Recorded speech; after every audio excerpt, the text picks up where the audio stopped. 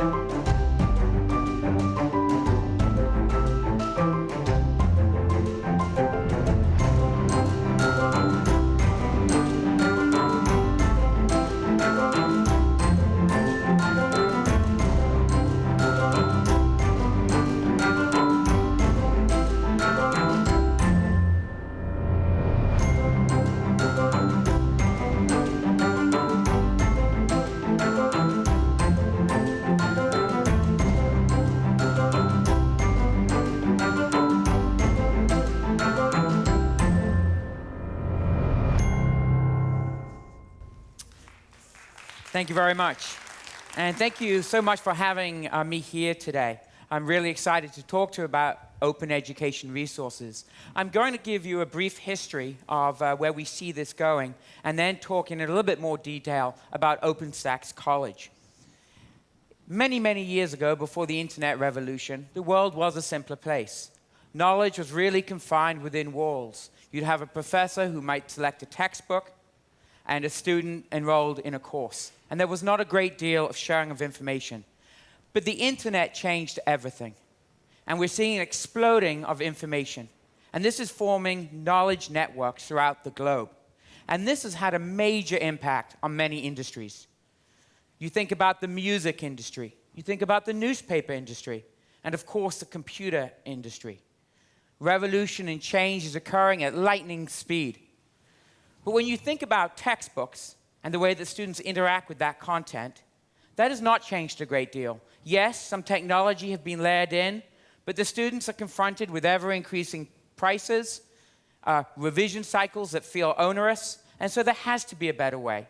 And there will be a better way because the economic model no longer works. Let's talk a little bit about OER licensing, open education resources. There's a common misconception that open education resources do not have a copyright. Actually, they do. Everything I'll show you today has a copyright under Rice University. However, unlike publisher materials that have an all rights reserved license, open education resources have an open license. And that really impacts the way that you can use the content.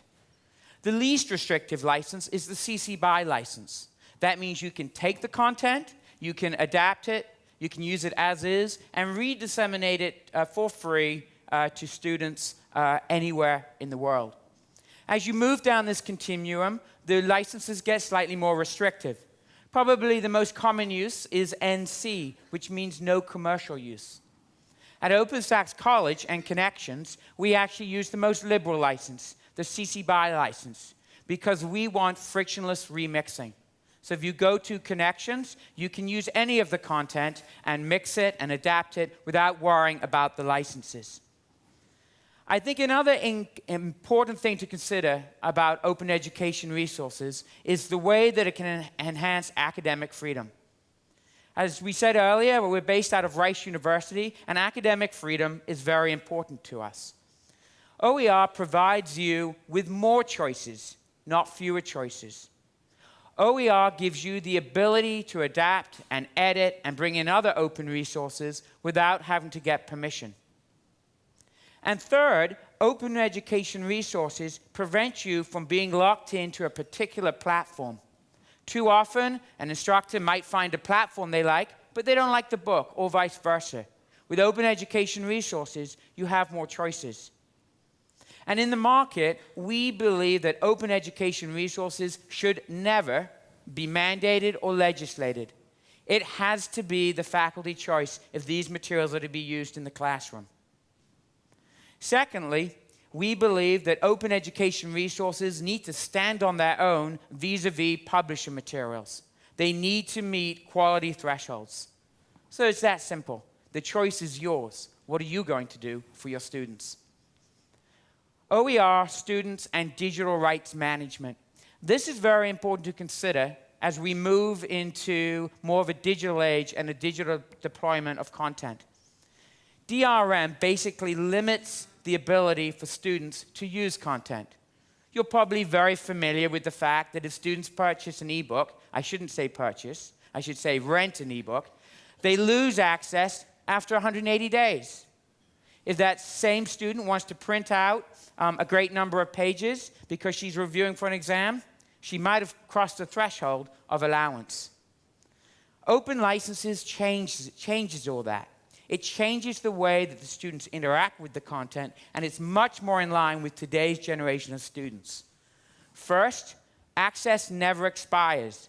The student taking a biology course today, in 3 years, will still have access if they need to prepare for an MCAT exam. Secondly, they have unlimited rights to print out as many pages, or as few, as they would like. They also get to use the content on as many platforms as they like. As we learned earlier today, many students have multiple devices. Some may still have none, but many students have smartphones, tablets, PCs. Why can't they use the content across all those devices? With no DRM, they're free to do that. And then finally, which I think is the most compelling reason, it's the way that the students live today. They live in a social online world. They are forming informal learning networks. With open resources, they're encouraged to share that content with each other. In a DRM world, they're restricted from doing that. That's a violation of copyright law.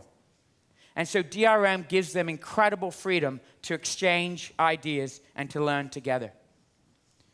So what are the high-level goals of OpenStax College? There is a crisis in this country about higher education and affordability. There is over $1 trillion in student debt. We know from a PERG study that over 7 out of 10 students are choosing not to purchase a text or course materials. And that can have a real negative impact on a student's learning outcomes. There has to be a better way. We need to provide relief for these students. So our mission simply is to improve access to high-quality materials for students. We think of OpenStax College as OER 2.0. Let me talk a moment about OER 1.0. OER 1.0 was an early part in the development of OER, but there were some limitations. There were inconsistent quality standards. We made it very difficult for faculty to find open education resources. Or if they did find open education resources, there might be 1,000 objects for them to assemble. And frankly, they didn't have enough time to do it. In addition, a lot of the solutions were not blended. They were either a paper handout or they were a technology widget. And we know in reality in the market, the students prefer and the faculty need more blended solutions. There has been a lack of cooperation with for-profit partners. Absolutely, the for-profit sector will play a very important role going forward. And we need to find ways to collaborate so that we can improve learning, improve access, and lower costs. There needs to be a reward structure for content producers. It cannot be just a voluntary model. And then finally, learning must be the priority, not free, because that is ultimately all of our goals. So at OpenStax College, we have tried to meet that challenge. Ease of use. If you go to our website, openstaxcollege.org, you'll find it very easy to find the book of your choice. We make it very, very simple. Next, free is not enough. Our books are professionally authored by subject matter experts. They're peer-reviewed extensively. They're professionally edited, professionally illustrated. These are very, very high-quality materials. The fourth point is scope and sequence, because you don't have the time to go and source 1,000 objects and evaluate them. So when we create materials, we survey the markets that we go into, and we make sure we are meeting the typical sequence of a standard course. So these books are complete. And then finally, essential learning resources. We know that today a text is not enough. In some areas, the deployment of adaptive systems, of online homework systems is gaining importance and is paramount in some cases. And so we have those tools through partnerships with our resources. And we also have other ancillaries. So how does it work? Is it really that simple? Well, it is. Thanks to the foundation support of the following foundations: the Hewlett Foundation, the John and Laura Arnold Foundation, the Gates Foundation, the 20 Million Mind Foundation, among others. They believe that this issue is critical, and they've supported the development of 25 textbooks for these key course areas, high-impact areas. And all of these resources are available to you and your students under a CC BY license. The titles up there: physics, sociology, majors biology, economics, statistics, concepts of biology, anatomy and physiology, are available today or will be available in a few weeks. Later this year, we'll have pre-calculus, US history, and a few other titles. So how does it work? Well, it's very simple. You simply go to the website, openstaxcollege.org, and you select the title that you want. There is no password, and there is no registration ever required. And we offer multiple options for students, because we believe that students should be able to access content anywhere, at any time, on any device. So they can get an iBooks textbook version, which is incredible, and that's a premium offering, and it's got incredible amounts of interactivity and embedded quizzing in it. There are low-cost print options. The vast majority of our students actually go for one of the free options. You can download a PDF that never expires. You can view it on the web if you're in a browser. You can even download it to your smartphone. Although I think a physics diagram on a smartphone might be a little bit difficult to read. So what happens when you say, I want to get this book? It's very simple. It downloads the book for you. This is an example from the biology book, 47 chapters. I think it's over 1,200 pages. And this is in the ecology unit. They're beautifully illustrated.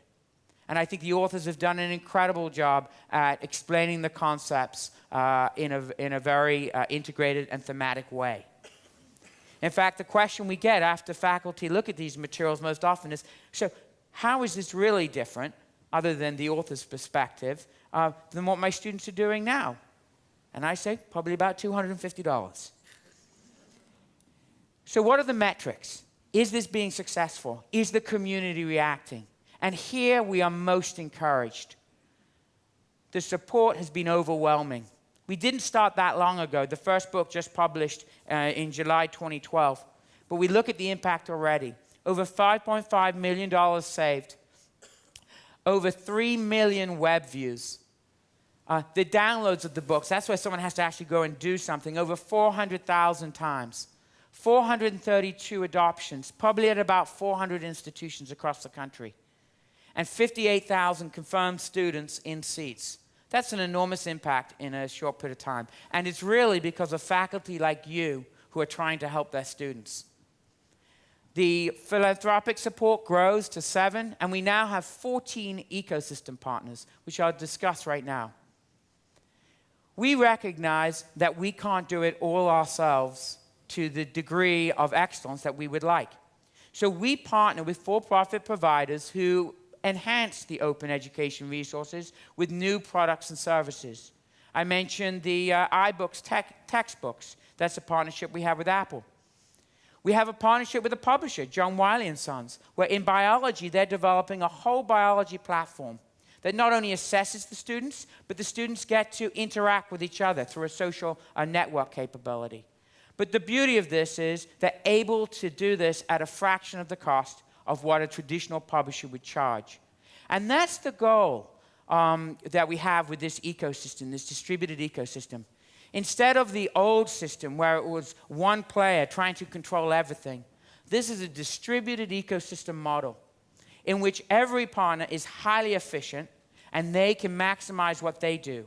And what this does, it improves quality, improves access, and lowers costs for students. And this ecosystem is now getting connected, and this is fueling growth in the market. So me being here today is connecting to Scottsdale Community College is an example of one of those connections where we share these ideas. Working with technology producers to enhance the OER. All of this is taking firm root in the market. So let me close with some FAQs. The number one question we get is, what's the catch or obligation? Well, there really isn't any catch or obligation. This is supported by great philanthropists. The one thing we would ask is if you like what we're doing, please let your colleagues know, because we don't plan on ever having a sales force. We're a nonprofit organization. I don't like X, but I'd like you to cover Y. Of course, no book is perfect, and these textbooks are not perfect. And the beauty of our publishing platform, Connexions, is that it allows you to edit material and move material around seamlessly, and will repaginate the materials for you in a matter of seconds. And so we do custom builds for schools all over the country. University of Georgia uses our concepts of biology on a MyStax page. Do we have single sign-on? Well, with no DRM, you don't need it. You can take our material and you can put it into Canvas. No problem. Do you have comp copies? Great question. Yes, we do, but we don't like to give them out. We're a nonprofit and they're expensive to send out. But we never want a comp to come between us and your student. So give us a call. We can talk about that. Without a sales force, how do I get service? info@openstaxcollege.org. If we don't reply within a day, guess what? Don't use us. What happens if I find an error? info@openstaxcollege.org. For every subject area, we have a panel of 3 reviewers who adjudicate the concern. And if we find that there is an error, I believe we're the only publisher in the world, we actually post the errata on the site. It's called the Stack Stash. And then, of course, we update the materials. Can my bookstore order copies? Absolutely. We handle bulk orders all the time. So in closing, together, can we build a sustainable future? Absolutely. We love this quote from Gandhi because I think it reflects the transition that will be going on in the market. There will be some who say, this can't be done. There will be the others who say, this shouldn't be done. But we think it will occur. It's going to occur because of great people like yourselves who recognize that there is a better way for students. And ultimately, it'll be proven that we are on the right side of history. Thank you very much.